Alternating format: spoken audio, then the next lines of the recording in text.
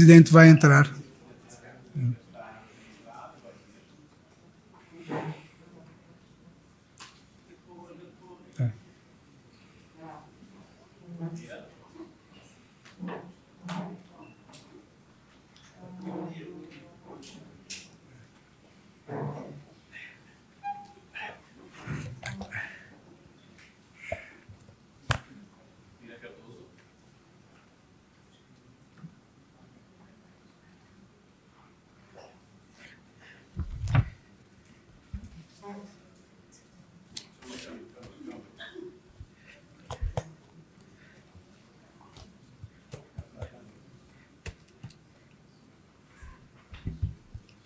Já está? Tá bom. Bom, o sistema de governo cabo-verdiano é de base parlamentar. O governo é nomeado pelo presidente, tendo em conta os resultados das eleições legislativas, e só assumirá na plenitude as suas funções após investidura parlamentar. É politicamente responsável perante a Assembleia Nacional. Há um Presidente da República que não é governante, nem co-governante, nem é legislador, nem co-legislador. Trata-se de um quarto poder que é essencialmente árbitro e moderador do sistema político, devendo, por isso, pautar-se pela neutralidade, sobretudo nas disputas políticas entre o governo e a oposição.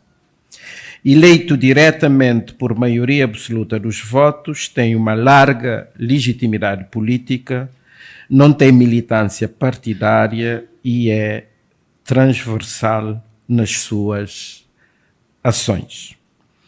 As minhas preocupações, desde que assumi as funções de Presidente da República, centram-se essencialmente em garantir a estabilidade das instituições democráticas e em defender a Constituição da República enquanto Carta Magna dos direitos fundamentais e das regras do jogo democrático. Tenho exercido as minhas funções nestes 4 anos com serenidade e em consonância com os poderes do Presidente definidos na Constituição, num quadro de respeito escrupuloso pelos poderes e decisões dos outros órgãos de soberania. Como deriva dos princípios de separação dos poderes e de lealdade constitucional, destarte, o veto legislativo, particularmente o veto político, tem sido exercido com muita parcimónia, evitando a intromissão abusiva nos outros poderes. O meu papel de guardião da Constituição realiza-se, sobretudo, pela fiscalização preventiva da constitucionalidade das leis através do Tribunal Constitucional. Os indultos e comutação de penas, num quadro de independência do Poder Judicial, têm sido considerados com extrema cautela, de modo a garantir a não ingerência do Presidente nos processos judiciais e nas decisões dos tribunais. O Presidente da República deve fazer a pedagogia da Constituição e contribuir para a literacia constitucional e a cultura democrática. Conforme o pacto feito com os cabo-verdianos nas ilhas e na diáspora, a quando das eleições presidenciais, tenho sido o principal ouvidor da República, procurando mediar as relações e os conflitos entre o Estado e as autarquias locais, o Estado e a sociedade civil, partidos políticos, igrejas, sindicatos, universidades, empresas, o Estado e os cidadãos e entre o governo e a oposição democrática. A presidência na ilha e na diáspora, as visitas às ilhas, aos municípios e aos países de acolhimento de comunidades cabo-verdianas, as audiências e encontros com personalidades da vida política, religiosa, académica, desportiva e empresarial, as palestras e conferências em escolas e universidades, as mensagens e os discursos públicos têm permitido ao presidente estar em permanente diálogo com as pessoas e as comunidades, influenciando positivamente o debate de ideias, a educação para a cidadania e a formação de políticas públicas. O objetivo é dar visibilidade às potencialidades de crescimento e desenvolvimento durável a nível local, regional e nacional, às reivindicações e propostas dos municípios, das ilhas, da diáspora e da sociedade civil, promover e defender os direitos fundamentais dos cidadãos, garantir o normal funcionamento das instituições democráticas, o respeito pelas minorias e pela oposição. Para comemorar com dignamente os 50 anos da independência, para além de participar nas cerimónias organizadas pela Assembleia Nacional, tendo dirigido uma mensagem à nação, o Presidente da República patrocinou atividades de celebração e homenagem por ocasião dos 50 anos de libertação dos presos políticos do campo de concentração do Tarrafal, maio de 2024, de assinatura do Acordo de Independência, dezembro de 2024, da tomada de posse do Governo de Transição, dezembro de 2024, da constituição da primeira Assembleia Nacional, 4 de julho de 2024, e ao primeiro governo de Cabo Verde, que tomou posse a 7 de julho de 1975, na cidade do Mindelo, São Vicente. Na noite de 4 de julho, o Presidente da República dirigiu uma mensagem à nação, destacando o contributo da diáspora no processo global de desenvolvimento do país e solidarizando-se com todas as comunidades espalhadas pelo mundo nestes tempos de restrições à mobilidade humana e de discriminação de imigrantes em vários países de acolhimento. No dia 5 de julho, o Presidente dirigiu uma mensagem à nação, durante a sessão solene comemorativa organizada pela Assembleia Nacional, participou no desfile cívico e militar e presidiu a sessão evocativa do cinquentenário da Independência Nacional, com a participação dos chefes de Estado e de Governo presentes ou seus representantes e da Vice-Secretária-Geral das Nações Unidas. Personalidades de vários quadrantes têm sido condecoradas e homenageadas e as comemorações continuam até 5 de julho de 2026. No plano externo, tenho participado nas cimeiras da União Africana, da CEDEAO e da CPLP e na Assembleia Geral das Nações Unidas, para além de várias visitas de Estado e de trabalho. Os pontos que se destacam na agenda externa presidencial referem-se às especificidades dos pequenos Estados insulares e às suas necessidades de financiamento, às mudanças climáticas, particularmente às problemáticas do financiamento dos pequenos Estados nos seus esforços de mitigação e adaptação e da mobilidade climática. Propus na 79ª Assembleia Geral das Nações Unidas, a criação de um fundo para a mobilidade climática. Aos conflitos e às guerras no Sudão, na República Democrática do Congo, na faixa de Gaza e na Ucrânia. Aos movimentos terroristas, à insegurança, às instabilidades sociais e políticas e aos golpes de Estado e às rupturas constitucionais em África, particularmente na região oeste africana. Tenho defendido com rigor, junto aos meus pares e em instâncias internacionais o respeito pela soberania e pela integridade territorial dos Estados, pelo direito internacional, desde logo pela Carta das Nações Unidas, a solução negociada dos conflitos, a paz e a cooperação para o desenvolvimento. Presidi as sessões de abertura do Tribunal de abertura do ano judicial do Tribunal dos Direitos Humanos e dos Povos da União Africana e do Tribunal de Justiça da CEDEAO, defendendo o respeito pelas liberdades fundamentais, o reforço do Estado de Direito e a consolidação das instituições democráticas como esteio para a dignidade humana, a paz e a prosperidade para o continente africano. A reforma da União Africana e das organizações subregionais tem tido destaque nas minhas intervenções públicas e reuniões de trabalho com os meus homólogos africanos e organizações pan-africanas internacionais.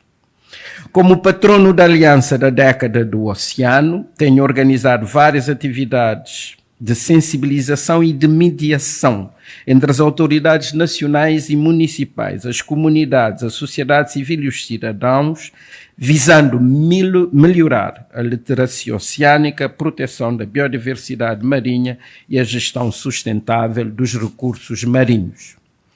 Neste 4º ano de mandato, participei na 3ª Conferência das Nações Unidas sobre a Década do Oceano em Nice, França, e patrocinei a 4ª Conferência Internacional da Década do Oceano da Presidência da República, realizada na região Fogo e Brava.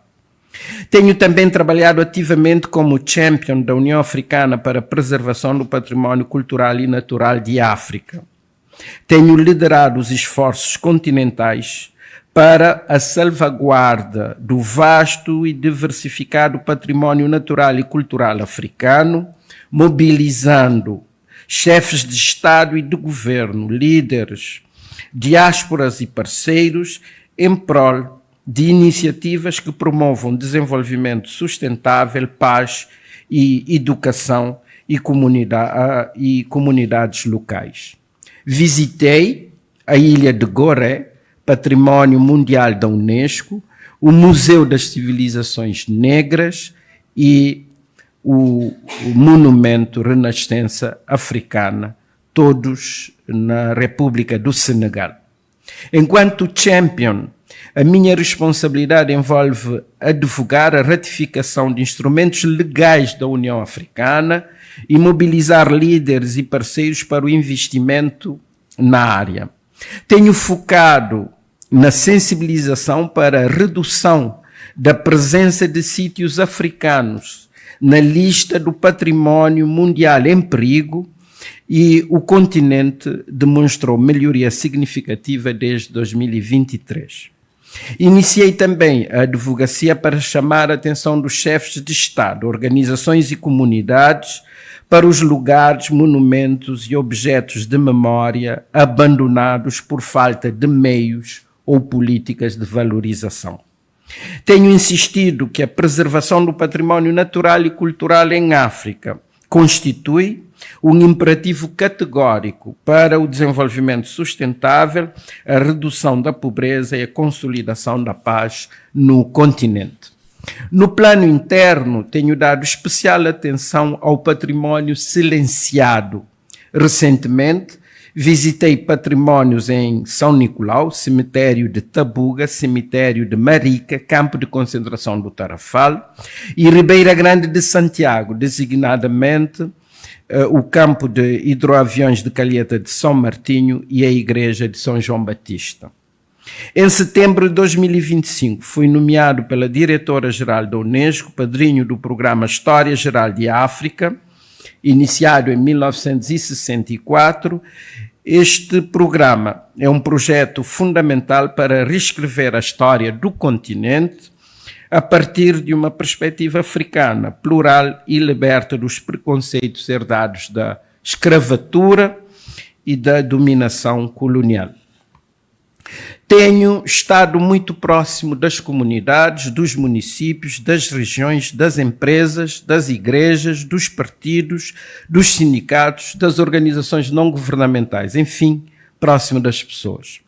O meu signo tem sido cuidar, proteger e unir as ilhas e a diáspora em torno dos grandes desígnios nacionais. Nesta linha, tenho estado muito perto da diáspora nos momentos mais críticos. Vejam-se os casos de manifestações pós-eleitorais em Moçambique ou o assassinato do cidadão Odair Muniz de Zambujal, Portugal. No arquipélago, tenho acompanhado de perto os momentos de infortúnios, exemplo da tempestade Erim, que atingiu as ilhas de São Vicente, Santo Antônio e São Nicolau, ou o acidente de viação que atingiu profundamente a comunidade de Rincão, em Santa Catarina de Santiago, ou os grandes ganhos, como a classificação dos tubarões azuis para a Copa do Mundo ou das tubarões azuis para o CAN. Temos provado que quando estamos unidos conseguiremos ultrapassar todos os obstáculos.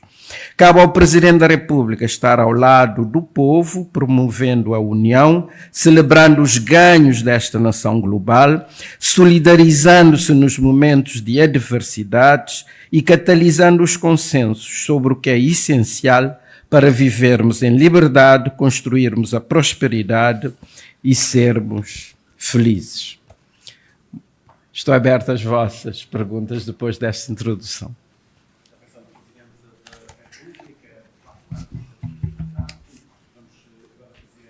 Algumas questões ao Presidente da República, aproveitando naturalmente o facto de estarmos em direto para a Rádio de Cabo Verde. Senhor Presidente da República, o Governo acaba de criar uma comissão para comemorar os 35 anos da liberdade e da democracia em Cabo Verde. Aliás, a decisão está publicada no Boletim Oficial. Pergunto-lhe se vai fazer parte, vai ter alguma intervenção nessas comemorações, se foi convidado para a Comissão de Honra. Faço-lhe uma segunda pergunta. Cabo Verde foi bafejado esta madrugada com chuvas intensas, há alguns estragos no interior de Santiago, estradas obstruídas. Pergunto-lhe se está a acompanhar, que informações é que tem neste momento de situação, neste momento no interior de Santiago. Obrigado.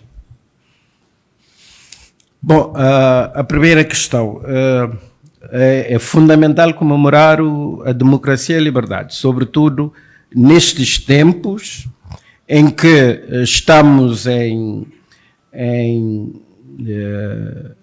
momentos de forte polarização, de discurso de ódio, de tentativas de humilhação e de debates muito rasos nas diferentes sociedades, com problemas inventados para criar narrativas. É fundamental defendermos as liberdades e protegermos a democracia também num tempo em que a democracia está sob ataque. E, portanto, regozijo-me com esta ideia da comemoração do Dia da Liberdade e da Democracia. Devo dizer, todavia, o seguinte: o Presidente da República não foi informado da criação desta comissão penso que a comemorar o Dia da Liberdade e da Democracia exigiria a mobilização de todos os órgãos de soberania, de todos os municípios e de todos os cabo-verdianos nas ilhas e na diáspora. E, portanto, espero que haja essa cooperação e essa colaboração entre todos para comemorarmos com dignamente os 35 anos da liberdade e democracia em Cabo Verde. Fico a aguardar o programa que for elaborado e também a ver o orçamento para as comemorações dos 35 anos da democracia. Quanto à questão das chuvas. Ainda ontem à noite tive a oportunidade de falar com o Sr. Presidente da Câmara do Tarrafal, onde as chuvas tinham sido mais intensas. Durante a noite houve também chuvas intensas em São Miguel e Santa Cruz e também na Ilha do Fogo. E temos acompanhado através da Proteção Civil, mas ainda não há uma indicação clara de todos os estragos que foram consentidos.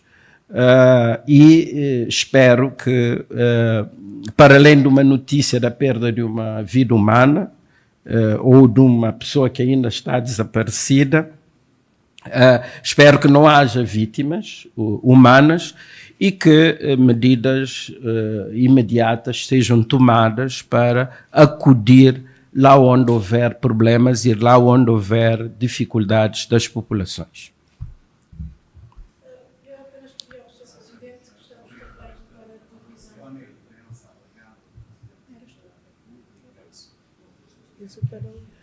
Queria pedir ao Sr. Presidente, estamos para a televisão, portanto, a concentrar também, não se esquecer das câmaras que estão aí. Sim. Ao fundo. As câmaras é que não devem esquecer-se de mim. Em termos de imagem, já que está a falar de 4 anos, já que está a fazer o balanço de 4 anos da sua presidência, eu pergunto-lhe qual foi a decisão mais acertada e a pior decisão que tomou nesses 4 anos. Primeira pergunta. A segunda pergunta é, ter em conta que nos últimos tempos, nas suas jornadas que tem promovido, em contacto com a população, tem feito alguns desabafos. Eu pergunto-lhe se acha que o Presidente da República, se considera que o Presidente da República deveria ter mais poderes. Ok? E a minha última pergunta, se recebesse uma proposta governativa para indigitar uma mulher chefe de Estado-Maior, qual seria a sua posição? Mas isso, já agora, para lhe perguntar, porque vetou o nome de uma mulher para a chefia do Estado-Maior das Forças Armadas em Cabo Verde? São essas 3 perguntas para já que eu deixo à consideração da Sua Excelência, Sr. Presidente da República. Bom, a primeira a melhor e a pior decisão caberá aos cidadãos e eleitores fazerem essa avaliação. A Presidência da República, para mim, tem sido um espaço de aprendizagem. Tenho ouvido muito as opiniões, as críticas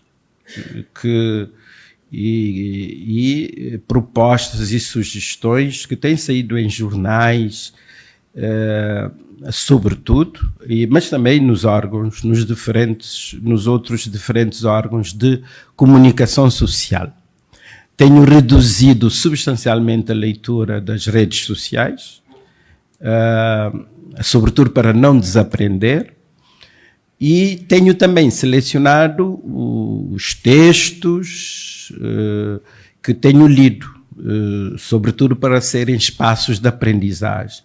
Tenho lido textos que apresentam ideias, propostas elevadas, críticas construtivas sobre o exercício da Presidência da República e têm sido momentos importantes de aprendizagem e acho que hoje, 4 anos depois, sou o melhor presidente do que a 9 de novembro de 2021. Quanto a mais poderes, rigorosamente não. O Presidente da República foi eleito neste quadro constitucional e o Presidente da República jurou defender a Constituição e é neste quadro que quero continuar a exercer as minhas funções de Presidente da República, nem mais nem menos. E devo dizer que também não me pronuncio sobre a revisão da Constituição, cabendo aos atores políticos debaterem e apresentarem propostas que considerarem pertinentes em sede de processos de revisão constitucional no no Parlamento. Não houve nenhuma proposta de uma mulher para chefe de Estado-Maior das Forças Armadas. A proposta que deu entrada foi a proposta que eu nomeei.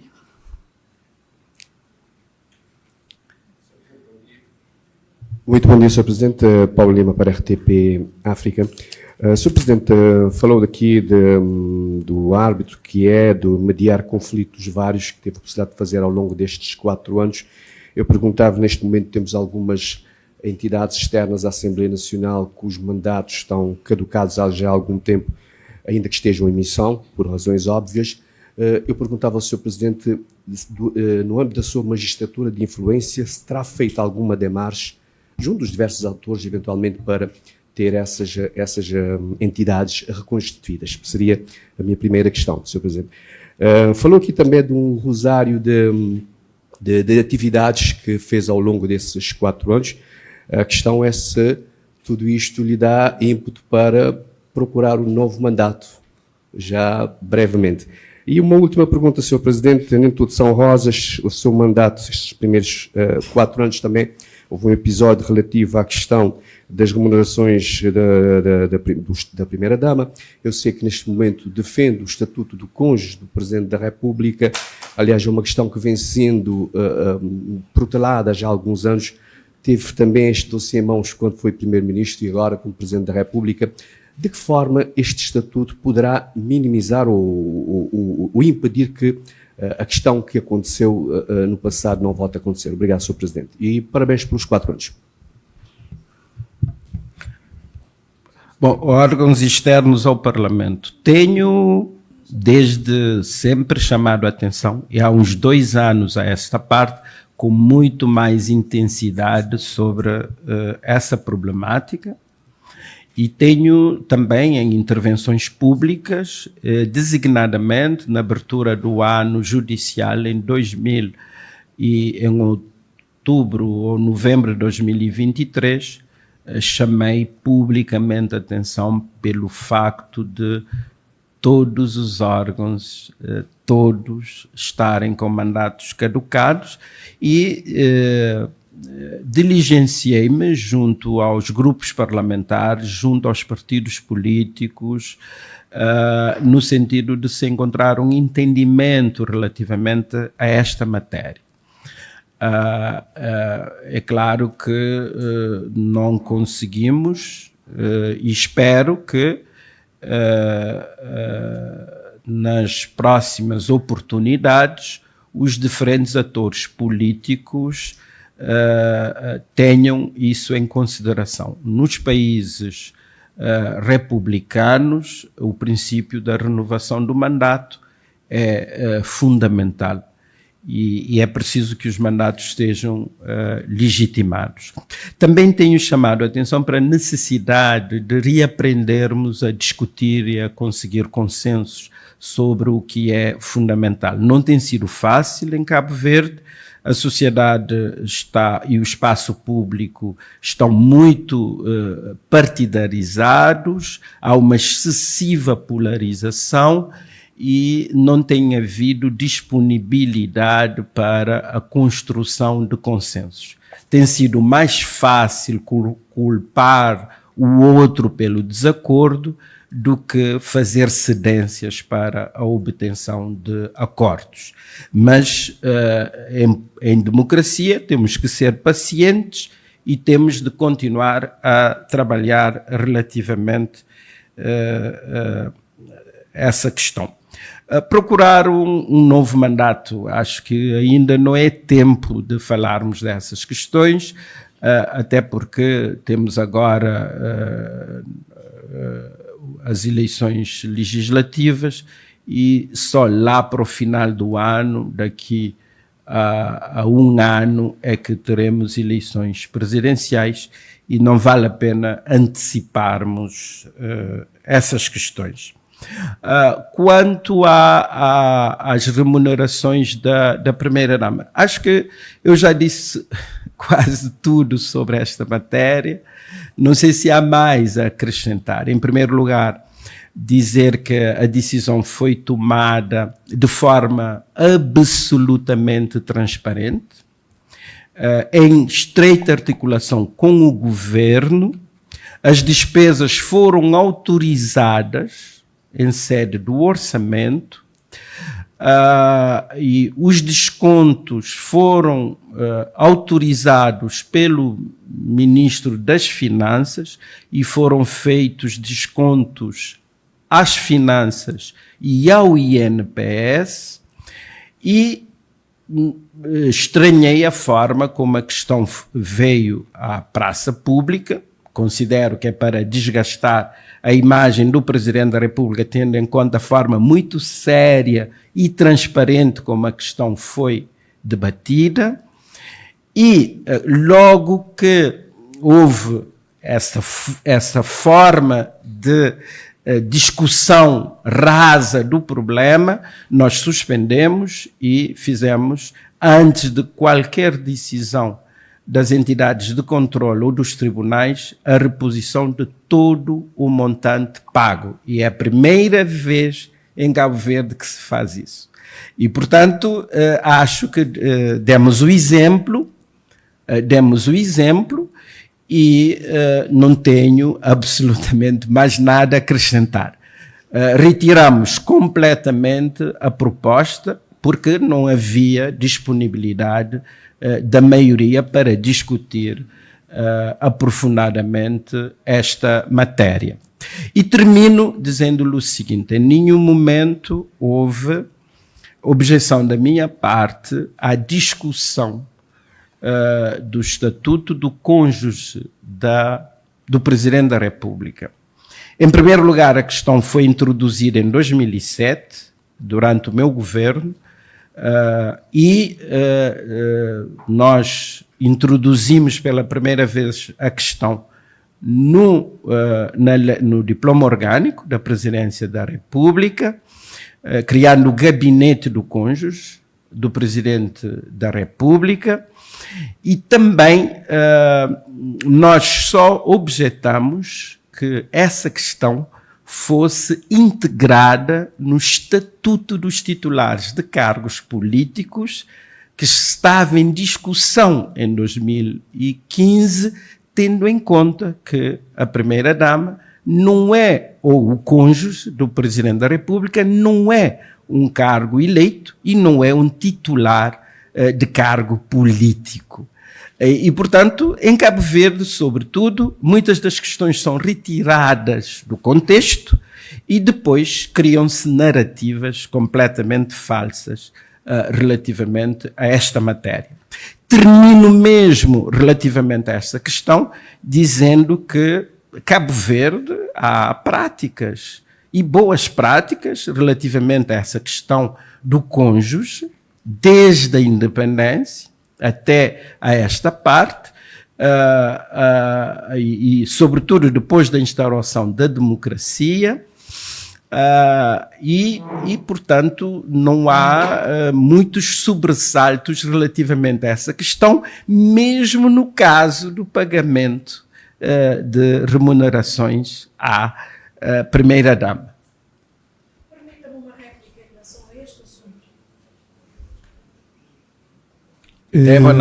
Bom dia, Sr. Presidente, bom dia a todos. Sr. Presidente, obrigado pelo convite.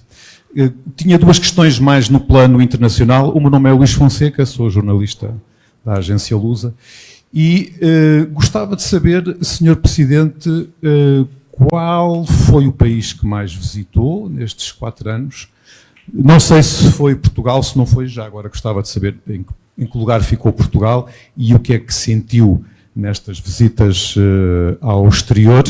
Por outro lado, quais foram os acontecimentos internacionais que mais o mobilizaram, que mais motivaram a magistratura de influência do Sr. Presidente? Obrigado. Desculpe. O país mais visitado é Portugal, claramente. Várias visitas de trabalho e fiz a presidência na diáspora em Portugal. Falta-me fazer o norte, mas fiz o Centro e o Sul. E também estive lá para cerimónias de homenagens, não é?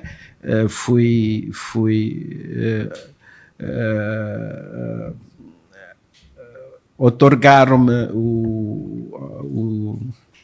o título de doutor honoris causa pela Universidade Lusófona e também professor honorário pelo Instituto Superior de Lisboa e Vale do Tejo. E também tenho participado em Portugal em várias conferências e comemorações, designadamente os 50 anos do 25 de Abril, o centenário de Mário Soares e outras conferências para que tenho sido convidado. Portanto, a cooperação com Portugal é uma cooperação de excelência, temos relações especiais, uma parceria não só estratégica, mas especial entre Cabo Verde e Portugal. E Portugal, desde a hora zero da República, tem sido um país fundamental, primeiro na reconstrução nacional e depois no crescimento, inclusive ambientalmente sustentável do nosso país. As questões que mais me mobilizaram têm a ver com, primeiro, com os conflitos e as guerras, e as rupturas constitucionais e golpes de Estado em África, particularmente aqui na região. E eu tenho insistido não só na reafirmação dos valores constitucionais de Cabo Verde, o respeito pela soberania dos Estados, a integridade territorial e a integridade territorial dos mesmos, e tenho também insistido no respeito pelo direito internacional, desde logo pela Carta das Nações Unidas, e também na solução negociada dos conflitos. Tenho defendido a paz e a cooperação para o desenvolvimento. Aqui na região, particularmente a quando dos golpes de Estado ou rupturas constitucionais, tenho ido um pouco contra a maioria dos chefes de Estado e de governo, defendendo a negociação e o diálogo em vez de rupturas. E hoje todos dão-me razão relativamente a esta matéria, abrindo-se agora possibilidades de uma discussão mais aberta com os Estados da Aliança do Sahel e também a criação de plataformas de cooperação entre os Estados da CEDEAO, os que saíram, e procurando caminhos para uma eventual futura reintegração dos Estados da Aliança do Sahel na CEDEAO. Proximamente haverá uma reunião envolvendo todos os Estados da CEDEAO, os Estados da Aliança do Sahel e a própria Mauritânia, que é um país fundador da CEDEAO e que, entretanto, deixou há alguns anos a CEDEAO. E uma outra questão que me tem, para além dos conflitos e das guerras, portanto, a guerra no Sudão, que é uma guerra silenciada, mas com contornos dramáticos, a guerra na República Democrática do Congo, mas também pelos seus impactos em Cabo Verde, a guerra na Ucrânia e o conflito na faixa de Gaza. Há outras questões importantes, essencialmente a problemática das mudanças climáticas, toda a questão do financiamento, dos esforços de adaptação e mitigação por parte dos pequenos estados insulares em desenvolvimento e também a problemática da mobilidade climática, né?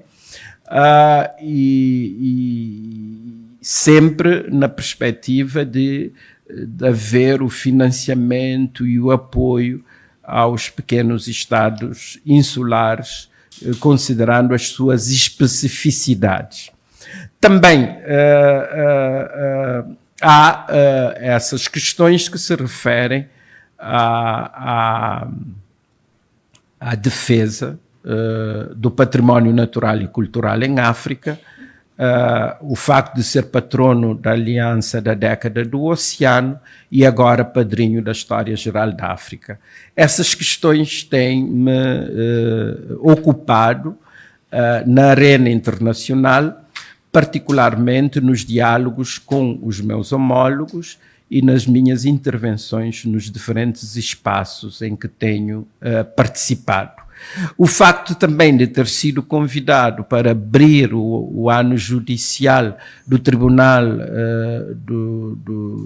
dos Povos e dos Direitos do Homem da África e o Tribunal de Justiça da CEDEAO mostram o meu comprometimento com as liberdades fundamentais, o Estado de Direito e a defesa das instituições democráticas como bases essenciais para a promoção do desenvolvimento do continente.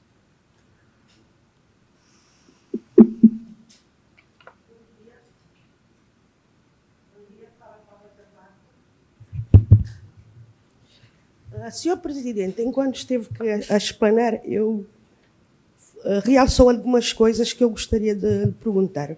Em primeiro lugar, disse que não é governante, mas um árbitro que deve manter em neutralidade.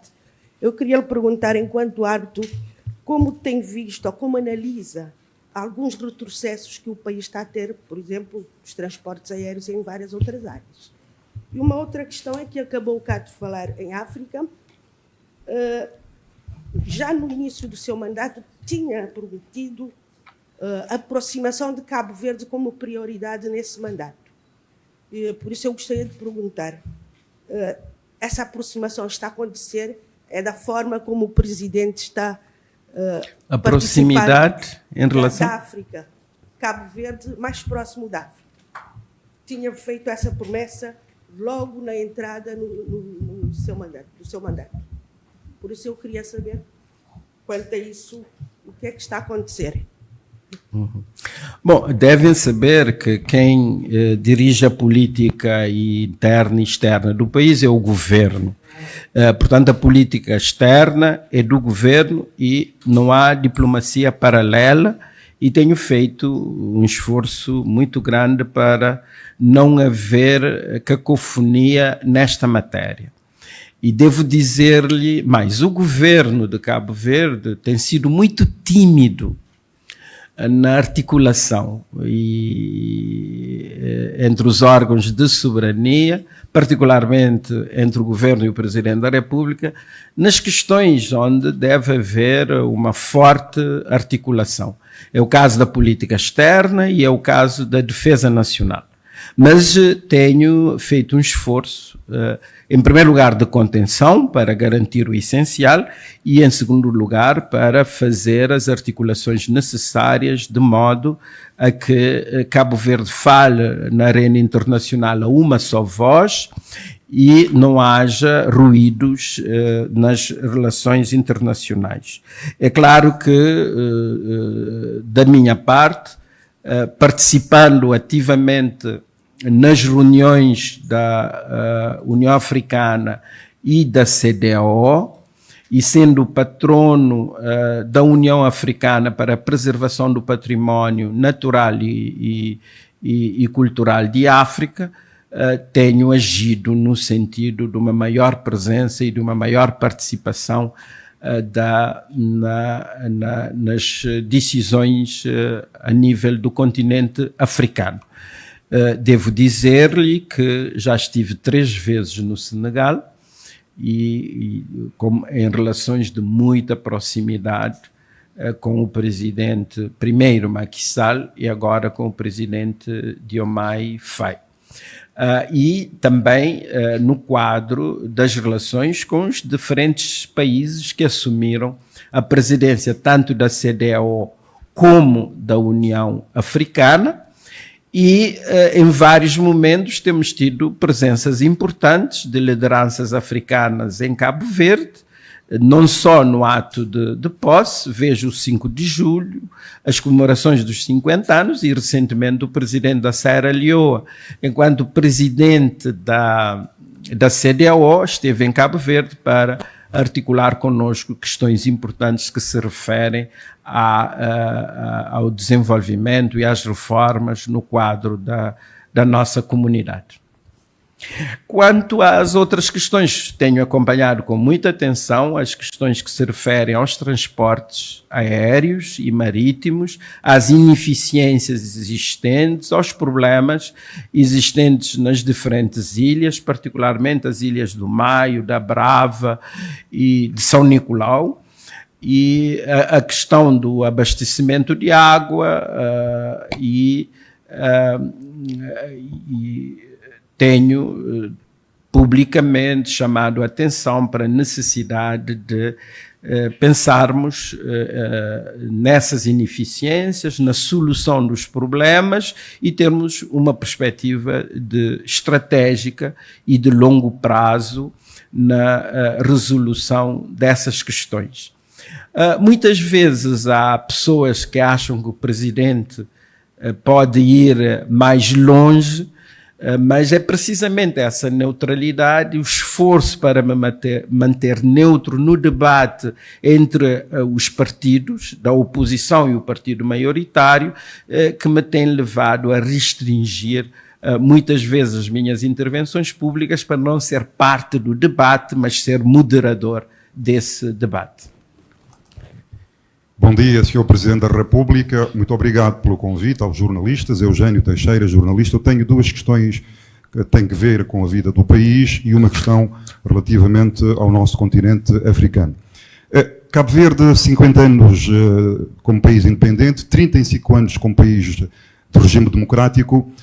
Muito se tem falado, Sr. Presidente, sobre a necessidade de haver uma maior cultura de responsabilidade e responsabilização dos gestores públicos, porque nós temos assistido que muitas das vezes há decisões que são tomadas de forma arbitrária, que nada tem a ver com a gestão, com os interesses da gestão da coisa pública, e depois quem paga é a empresa, é o Ministério, e o gestor não arca com as consequências da sua má gestão e medidas prepotentes. O senhor foi Primeiro-Ministro durante muitos anos, agora Presidente da República. Uma outra questão também que preocupa a sociedade e que também gasta algum dinheiro que muitas vezes deixa falta a reagentes no hospital, a problemas com a educação, a reparação das escolas, tem que ver com a necessidade da estruturação das estruturas do país.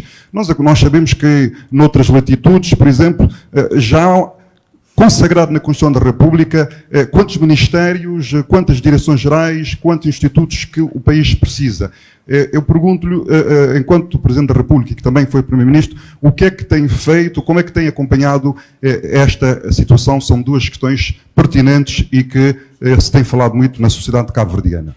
Quanto à minha terceira questão relativamente ao nosso continente africano e à nossa sub-região, eu estive há bem poucos dias na Costa do Marfim, a convite da CEDEAO para integrar o grupo de observadores da nossa sub-região para as eleições presidenciais nesse país importante da CEDEAO, tem que ver com a questão que vai se tornando moda da exclusão dos líderes da oposição.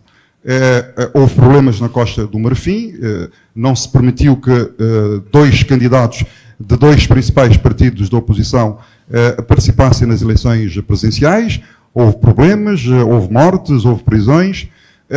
Depois Temos o caso da Tanzânia, também se pôs no calabouço o principal líder da oposição para não participar nas eleições, e logo a seguir o que se viu, com mais de 1000 mortos e outros problemas. Temos um país irmão, com passado histórico comum, que é membro da CPLP e da CDO, a Guiné-Bissau. Também esse problema se verificou, com a exclusão do principal partido da oposição e do principal líder da oposição. Como é que, enquanto Presidente da República, nós sabemos que há a questão da soberania dos Estados, mas os Estados são soberanos, mas estão também integrados no Concerto da Nação, nas Nações Unidas, na União Africana e nas próprias organizações subregionais. Como é que tem acompanhado a situação e como é que tem falado com os seus homólogos quanto a esta preocupação? Muito obrigado.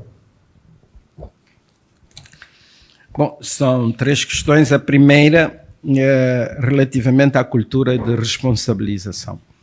Eu tenho defendido que deve haver um maior equilíbrio entre o Estado e a sociedade.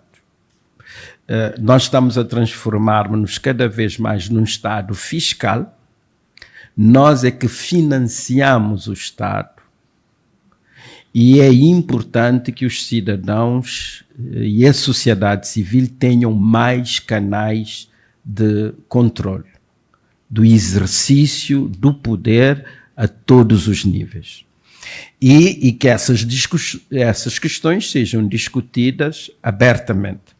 Tenho, em várias das minhas intervenções públicas, chamado a atenção para a necessidade da assunção clara das responsabilidades a todos os níveis e em todos os momentos em que haja dúvidas sobre a transparência das decisões públicas, eu tenho intervindo para chamar a atenção sobre essas matérias. Uma outra questão importante tem a ver com a qualidade das despesas. Se nós é que financiamos, os cabo-verdianos precisam discutir mais amplamente o orçamento do Estado, que é discutido no Parlamento, e os parlamentares é que são os representantes do povo nessa discussão. Eles é que têm a principal responsabilidade de aprovar o orçamento do Estado. E é preciso que tenhamos, desde logo, a possibilidade de discussão do presidente do governo apresentar as justificações públicas pelas diferentes políticas e haver espaços de contra-argumentação. Isso só é possível havendo um ambiente de liberdade de expressão e de liberdade de imprensa. Quanto à estrutura do governo, eu não sou favorável, até pela minha formação, em fixar estruturas rígidas. As estruturas têm que ser flexíveis e têm que adequar-se às estratégias de cada momento. As exigências de Cabo Verde em 75, em 2000, em 90 e em 2025 são radicalmente diferentes. E, portanto, temos de adequar as estruturas organizacionais, mesmo a macroestrutura do governo, às necessidades de cada momento. E devemos dar liberdade ao governo, ao primeiro-ministro e à maioria que ganhar as eleições para definir as estruturas e poder justificá-las perante a sociedade e os cidadãos. Quanto às questões que têm a ver com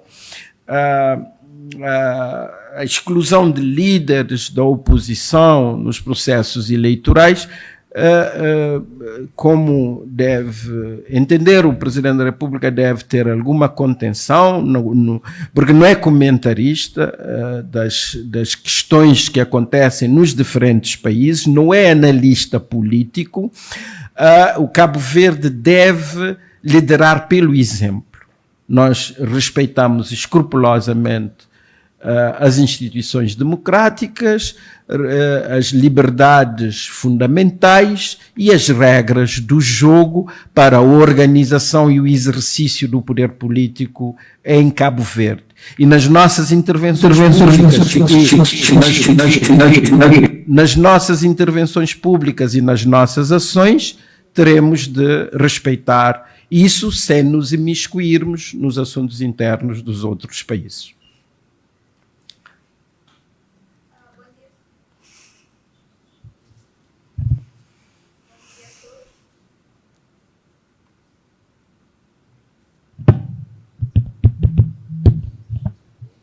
Bom dia a todos mais uma vez. Senhor Presidente, tenho uma única questão. Antes de mais, Jandira Ramos, da televisão TIVER. No seu discurso de abertura, o Senhor Presidente avançou que uma das preocupações é garantir a estabilidade e defender a Constituição. A minha pergunta é: como é que o Senhor Presidente descreve a evolução da estabilidade durante esses 4 anos? Obrigada. Bom, tem havido uma grande estabilidade política no país. Tem um ou outro momento de tensão que considero normal em processos democráticos. O país tem vivido uma grande estabilidade institucional e relativamente a essa questão não tem havido quaisquer problemas.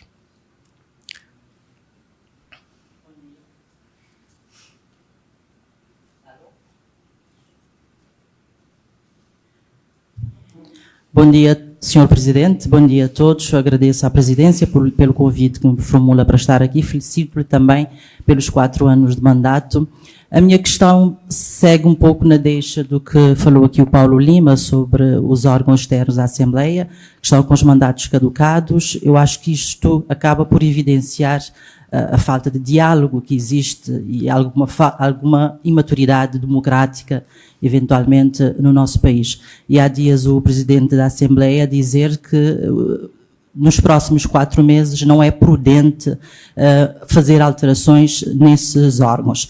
Eu pergunto ao Sr. Presidente se concorda com essa prudência, se essa prudência também não reforça essa imaturidade democrática de Cabo Verde. Esta é a primeira questão.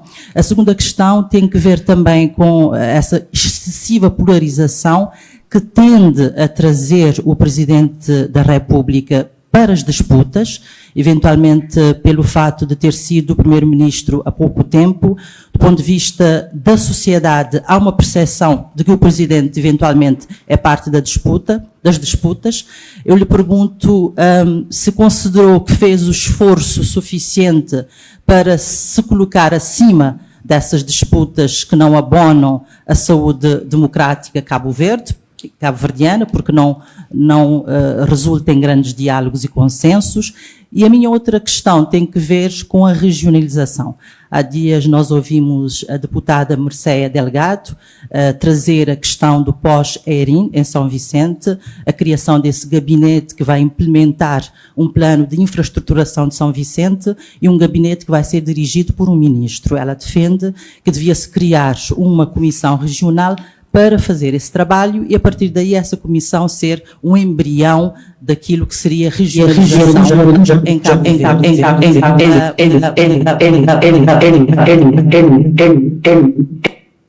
Sobre a regionalização, qual foi o seu empenho e, no próximo mandato, o que pensa fazer para que, de facto, nós tenhamos um país descentralizado e menos centralizado? Muito obrigada.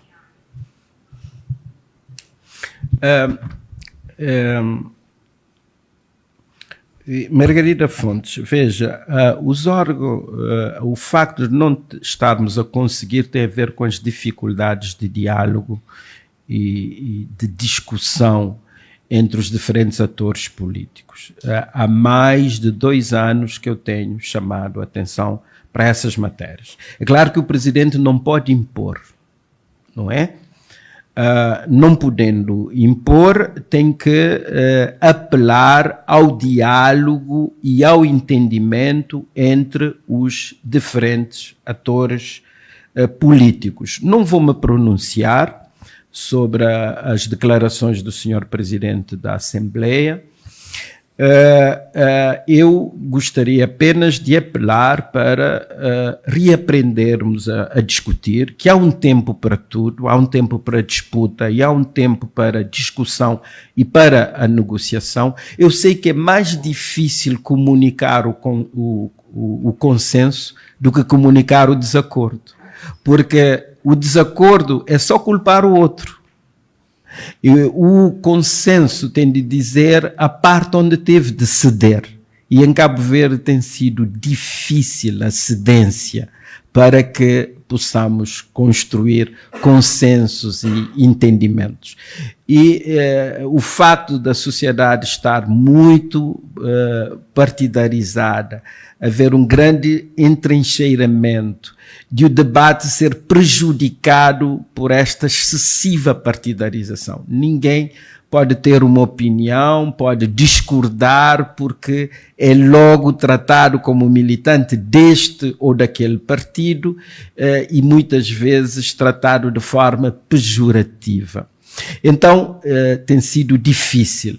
E o meu apelo tem sido sempre no sentido de haver diálogo nas minhas conversas com todos os partidos políticos, mas é claro que o Presidente pode advertir, pode aconselhar, pode propor, e muitas vezes de forma discreta para facilitar o próprio diálogo e o entendimento, mas não pode impor aos diferentes atores políticos os consensos. É claro que as instituições todas estão a funcionar, mas eu acho que a não renovação dos mandatos fragiliza e desgasta as instituições democráticas, desgasta os políticos e desgasta a política. E portanto, o meu apelo é nesse sentido de um contínuo debate. Também essa questão da regionalização. E tenho tido uma cautela para não ser parte do debate. E, portanto, de fazer considerações genéricas relativamente a esta matéria, para não estar nem de um lado nem do outro, e permitir que os atores políticos também façam livremente esse debate. De todo modo, em todas as minhas intervenções sobre o poder local, tenho falado no seguinte: há necessidade de ousarmos mais descentralização, de considerarmos o poder regional e de transferirmos mais recursos e mais poderes às ilhas e aos municípios. Eu acho que 50 anos após a independência e 35 anos após a instauração da democracia, é fundamental repensarmos e sermos muito mais ousados no processo de descentralização. E vou mais longe.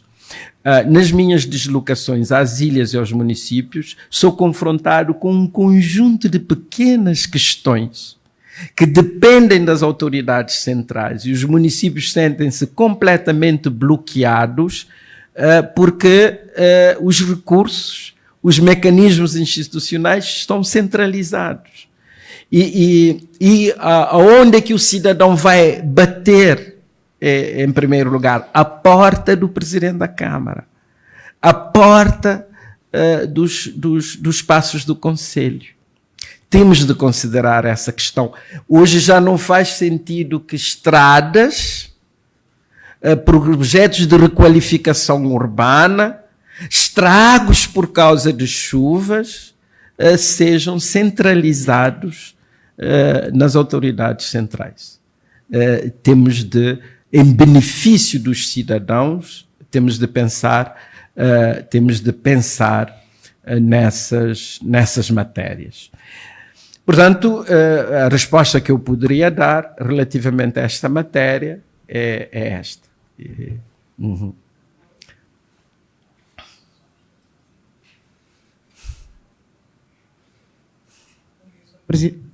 Bom dia, Sr. Presidente, bom dia, colegas. Daqui Sandra Custódio, da agência Infopress. Eu tenho aqui algumas questões, mas permita-me fazer 3, mas antes de mais agradecer o convite. Após 4 anos, qual é a sua maior satisfação, ou principal satisfação, frustração, ou área em que sentiu, ou onde sentiu que o seu poder de influência não foi tão eficaz ou menos eficaz? A minha segunda questão é qual é o estado atual das relações entre a presidência e o governo? A terceira questão também seria, se tivesse que escolher uma frase ou uma palavra para resumir o impacto dos seus 4 anos, qual seria e porquê? Obrigada. Bom, Sandra, eu sou... não gosto da palavra frustração. E eu sou absolutamente otimista. O exercício da Presidência da República, para mim, tem sido espaço de aprendizagem e tem sido fantástico. Quanto às relações entre a Presidência e o Governo, são relações normais. Eu já vos disse que o Governo é muito tímido na articulação e na integração de ações. O exemplo tem a ver agora com as questões das comemorações dos 35 anos de independência. Mas também alguns vazios na articulação, particularmente na área das relações externas e na área da defesa nacional, onde o Presidente, pelo facto de representar interna e externamente o país e ser o mais alto representante da República e pelo facto de ser comandante supremo das Forças Armadas, haver necessidade de uma maior articulação e integração de políticas. Mas aqui tem de haver adulto na sala e o Presidente da República tem que conter-se. Mesmo quando algumas discussões e alguns discursos são excessivos e até desrespeitosos. Mas o Presidente da República deve conter-se e deve colocar-se acima dessas questiúnculas e dessas questões para salvaguardar o essencial.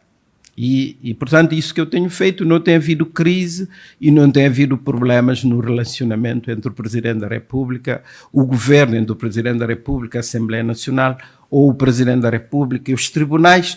Pelo contrário, relativamente aos tribunais, fomos facilitando a resolução de um conjunto de questões e temos participado nas sessões solenes de abertura do ano judicial com muita propriedade e muita elevação. Se eu puder resumir, é o cuidado.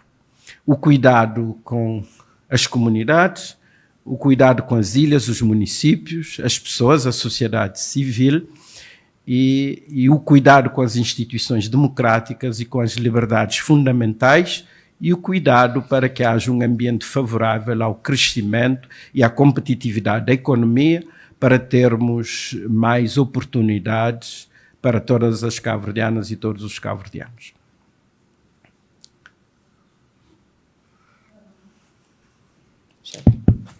Bom dia, Sr. Presidente, e obrigada por este convite. Eu estou aqui não só como jornalista, mas também a representar a Associação de Cinema de Cabo Verde. E eu tenho seguido de perto as suas preocupações com mudanças climáticas, com os lixos que estão a acumular na Santa Luzia. E eu vou pegar numa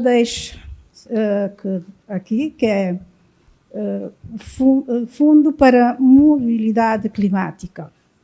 Eu não tenho só perguntas, mas também trouxe propostas, que é o seguinte: a Associação de Cinema está a pensar seriamente em fazer filmes ambientais com escolas, com as universidades, precisamente para esta educação, para essa cidadania e explicar que o lixo também pode ser reciclado e trazer a economia para este país.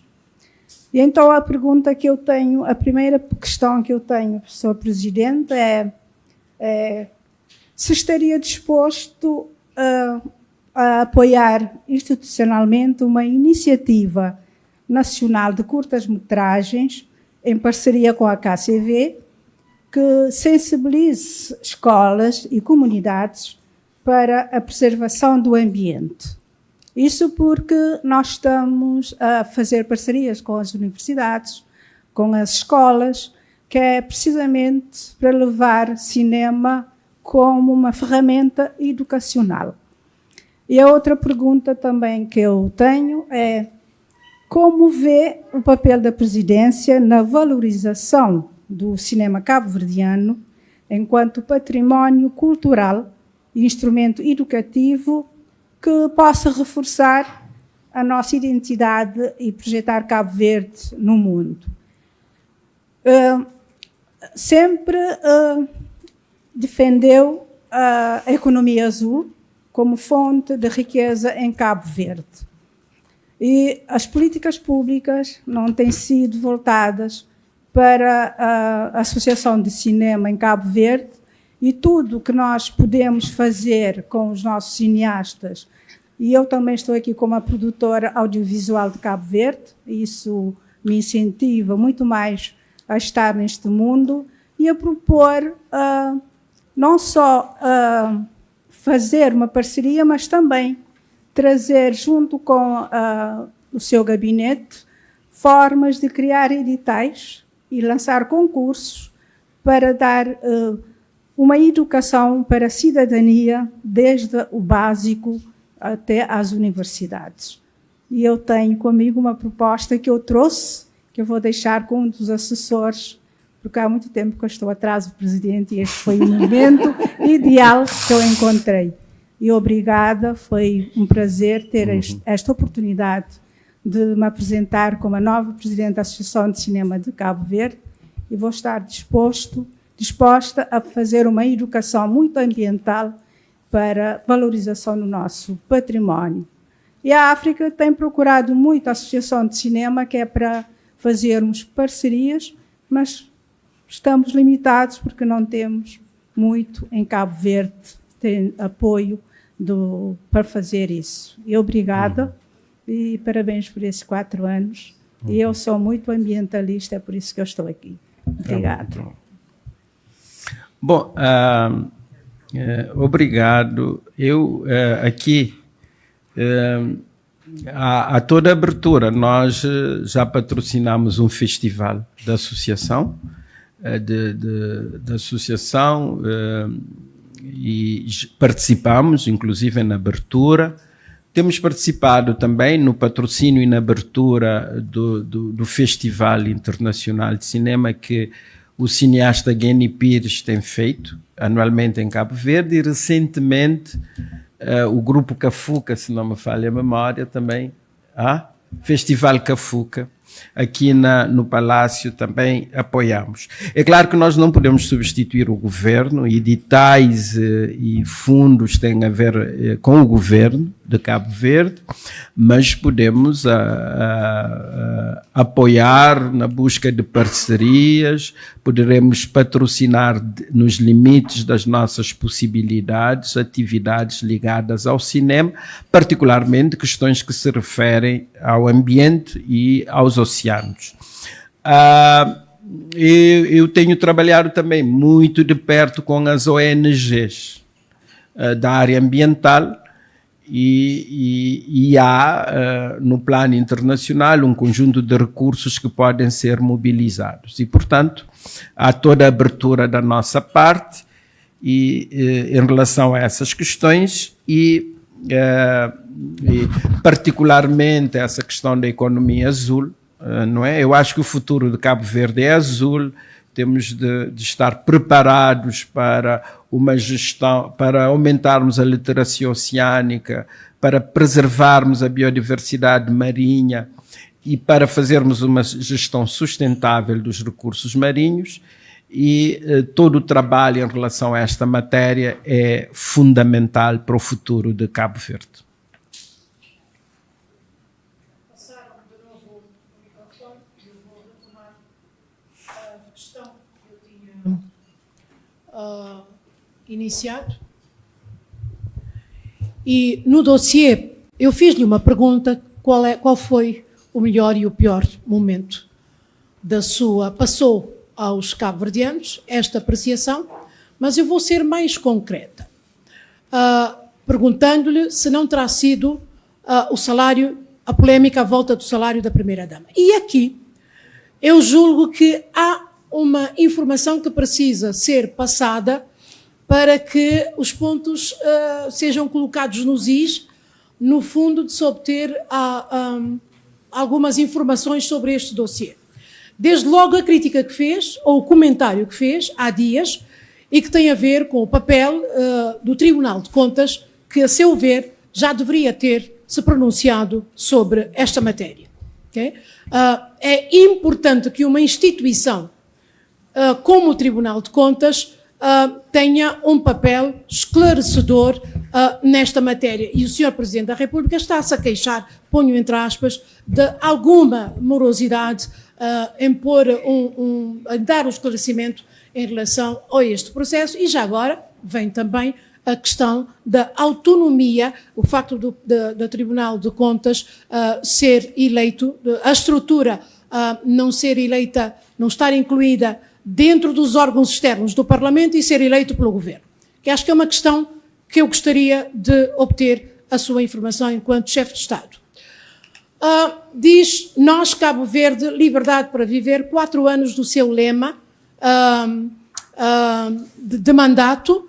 Eu pergunto-lhe o que é que sente da liberdade para viver em Cabo Verde em relação à liberdade de expressão, à liberdade de opinião, e qual é a sua posição em relação, não ao diferendo administrativo, não é para aqui trazido, o diferendo administrativo fica para a administração da empresa, isto no caso da RTC, mas em relação à liberdade, a certos aspectos que estão a ser considerados retrocessos nos ganhos de um dos maiores pilares da democracia em Cabo Verde, que é a liberdade de imprensa. Terceiro, para terminar, quando vetou a candidatura, o processo do Felisberto Vieira para embaixador em Cuba, e quando vetou, não é um processo, falta-me aqui a expressão, mas eu sei que o senhor, quando vetou a proposta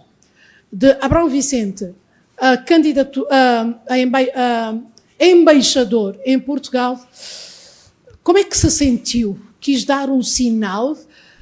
Como é que se sentiu nesses 4 anos ao tomar estas iniciativas? Fico por aqui. Obrigada por esta oportunidade. Primeira questão, Rosana, não vou continuar a falar dessa questão da primeira-dama. Sabe, essa questão foi criada para desviar a atenção do essencial. E eu quero focar-me no essencial. Acho que não vale a pena estar a bater numa questão em relação à qual já foram dadas todas as explicações e também já e fizemos tudo o que tínhamos a fazer relativamente a esta matéria. Portanto, Por que não apresenta a troca de mensagens que diz que tem feito com o Governo? É esta a explicação que as pessoas querem saber. Eu acho que aí tem que haver alguma reserva. Eu tenho conversas com o Governo e essas conversas não devem ser reveladas. Relativamente à questão da primeira-dama, nós demos as explicações porque a questão foi abordada como foi, não é? E aqui também não há nenhuma denúncia, precisamente porque a questão não era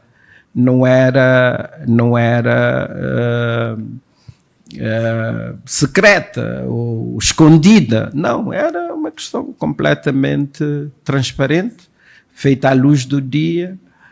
E devo dizer-lhe mais. Logo que eu assumi a presidência, todas as contas da presidência foram domiciliadas no Tesouro. Antes não eram. Havia várias contas nos bancos comerciais. Todas as contas foram domiciliadas no Tesouro Público e o sistema integrado no SIGOF. E o SIGOF permite o acompanhamento das despesas públicas. Portanto, relativamente a isso, não há nada a esconder, tudo foi feito à luz do dia, de forma absolutamente transparente. Agora, claro, de vez em quando, há gente que vai abrir a gaveta para tirar esse dossiê e tentar manchar o Presidente da República e criar uma narrativa. Faz parte. Mas devo dizer-lhe mais, Rosana. Eu, enquanto Presidente da República, tomei um conjunto de medidas para situar o Presidente da República no quadro próprio da Constituição. Mas são aspectos, às vezes, intangíveis para as pessoas e que as pessoas não prestam atenção. Por exemplo, quando recebo as credenciais, não troco discurso com o embaixador, cortei.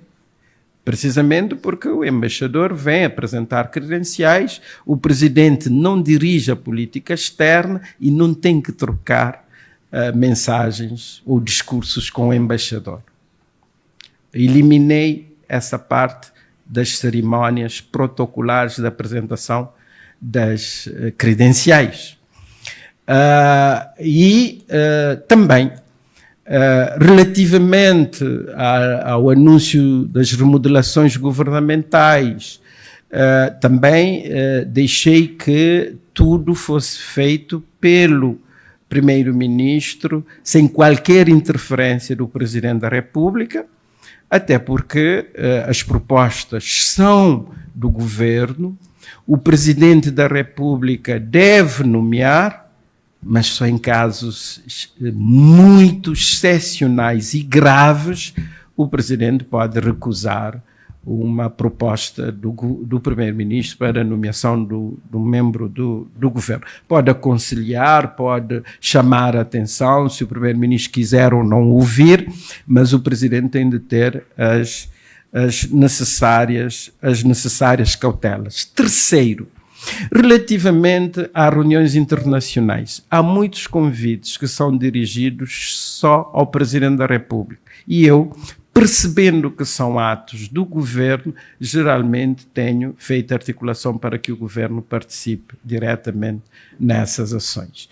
E portanto, tenho feito um esforço muito grande para posicionar-se enquanto Presidente de todos os cabo-verdianos, não imiscuir-me nas esferas de competência dos outros órgãos de soberania e de agir com retidão e lealdade constitucional em relação aos outros órgãos de soberania. E nesta questão da primeira-dama foi isso que aconteceu. Quanto à liberdade de expressão e de opinião, eu manifestei a minha posição publicamente relativamente ao caso da RTC e o caso da cidadã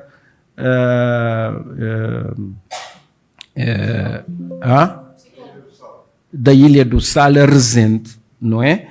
E eu manifestei a minha posição não por causa de questões administrativas, são questões internas, os processos disciplinares, mas aqui, no caso da diretora da RTC, há um posicionamento da ARC, Agência de Regulação da Comunicação Social, a dizer que há uma intromissão do Conselho de Administração na linha editorial da televisão pública de Cabo Verde.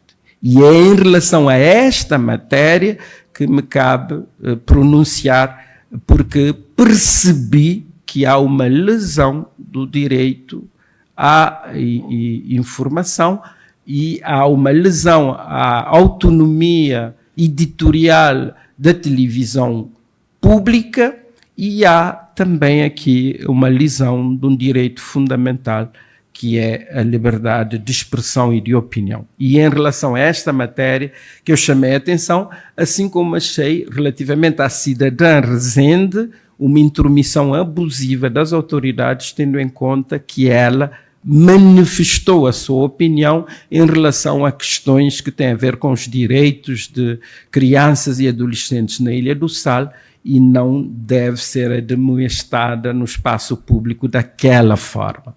E sempre que isso acontecer, podem contar com a voz do Presidente a defender as liberdades fundamentais. Quanto à questão de Felisberto Vieira e Abrão Vicente, é claro que eu não gostaria de comentar. Estranhei a forma como essas questões saíram na comunicação social, porque há outras questões, outras discussões em relação a outros nomes e a outros cargos que não saíram, e porque deve haver alguma reserva, até porque discutir publicamente essas questões nós acabamos por ofender algumas boas práticas que devem existir nessas matérias. Só devo esclarecer-lhe o seguinte: como é que se escolhe um embaixador?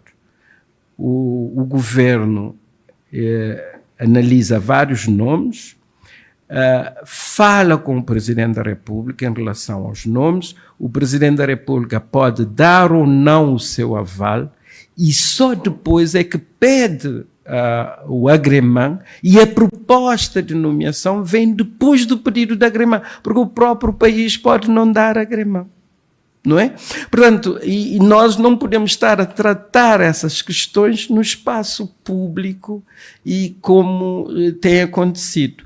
E, portanto, muito antes do pedido de agremã, as pessoas dizem: eu fui proposto para embaixador em tal país, mas não há pedido de agremã, não sabe se vai haver agremã ou não.